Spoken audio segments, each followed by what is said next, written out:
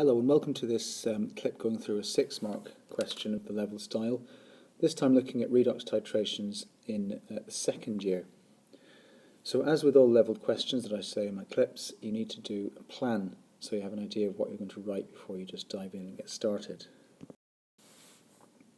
So it says that the chemist, or a chemist, wants to analyse the purity of a sample of the iron or limonite.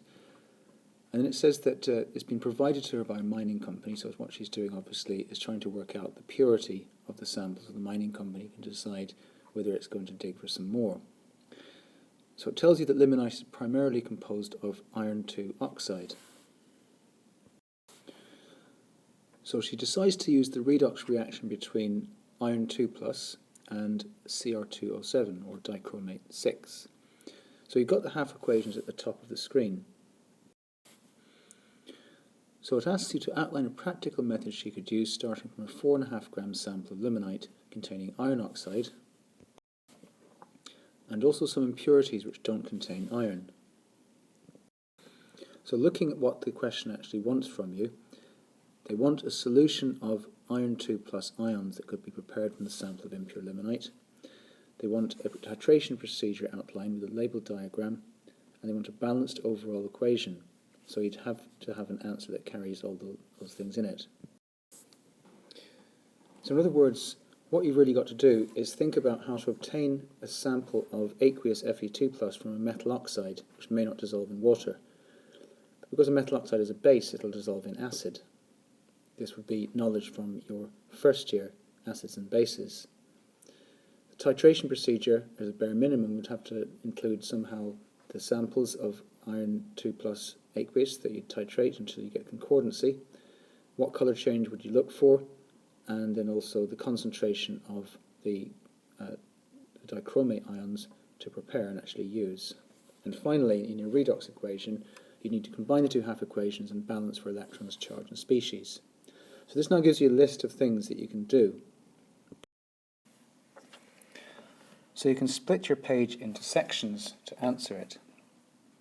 So the first thing to prepare your iron 2 plus is to dissolve it in excess H+, dissolve the limonite sample in excess H+. Now, in order to ensure that it's in excess, you need to calculate how many moles of H+ you need. So the number of moles of H+ have to be greater than the number of moles of FeO in 4.5 grams of limonite. So finally, I need to take my dissolved limonite, or my dissolved iron oxide, which is now in the form of Fe2 plus in aqueous solution, and make that up to 250 centimeters cubed in a volumetric flask using distilled water. So, on to the titration. So I transfer a 25 centimeter cube sample of Fe2 plus into a conical flask, rinsing my pipette using distilled water at all times. So the burette is going to contain my dichromate and the conical flask will have my Fe2 plus. So my equipment will be set up something like that, labelled, and I need to make sure that I've chosen an appropriately low concentration of Cr2O7. Now to choose this low concentration, you have to have done the balanced redox equation. So I'm going to come back to that in a second. I'm going to do the balanced redox equation first, and then you'll be able to see why you need a low concentration of dichromate. So going to the top of the page, you can see that the iron 2 plus to iron 3 plus half equation needs to be balanced against the dichromate by multiplying the iron 2 equation by 6. So now I need to do this to balance the electrons. So I've multiplied up my iron half equation by 6 so I can cancel the electrons out. The next thing I do is I take my reactants and I take my products, and the reactant sides get combined with each other and the product sides get combined with each other. So we now have the balanced redox equation at the bottom of the screen, which allows us to see that there's a 6:1 mole ratio between Fe2 plus and Cr2O72 minus. So this means that we have to be a bit careful when we're deciding how much dichromate to use, because only a small amount of it will oxidize quite a lot of iron 2+.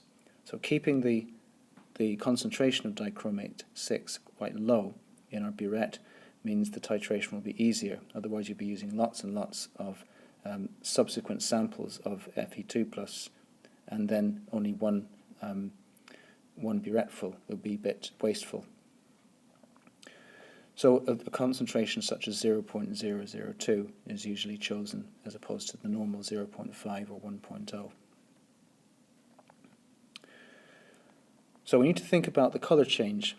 Now, dichromate 6 in aqueous solution is orange and Cr3+ is green, but the actual endpoint is going to be about halfway between those two colours. So we consider the endpoint to be the darkening of an orange colour significantly towards green. It's a little bit fiddly, but we want to try and get it as accurate as we can. So what we need to do now is check our plan, and we can see obviously that we haven't talked about concordancy yet. That's one of the reasons we've got a plan there, so we can check as we go if there's anything we've forgotten. So I'm going to make some room just to mention the concordancy, because obviously writing the plan is now used up most of the screen. So in order to achieve concordancy, what you've got to do is repeat the titration until two titers are within 0.10 centimeters cubed of each other. So therefore, we now have all of the major points of what our answer has to contain, covered in a sufficient amount of detail, and we were able to do that because we had a plan to check against as we went. Otherwise, if we didn't have a plan, we might have easily forgotten to include something. So all the different aspects of the question have now been covered in order for us to get 6 marks. So this isn't a definitive mark scheme, it's more a sort of me sharing my thoughts about how you might want to approach a question like this if you came across it in an exam. But for now, thanks for listening, and until next time, see you soon.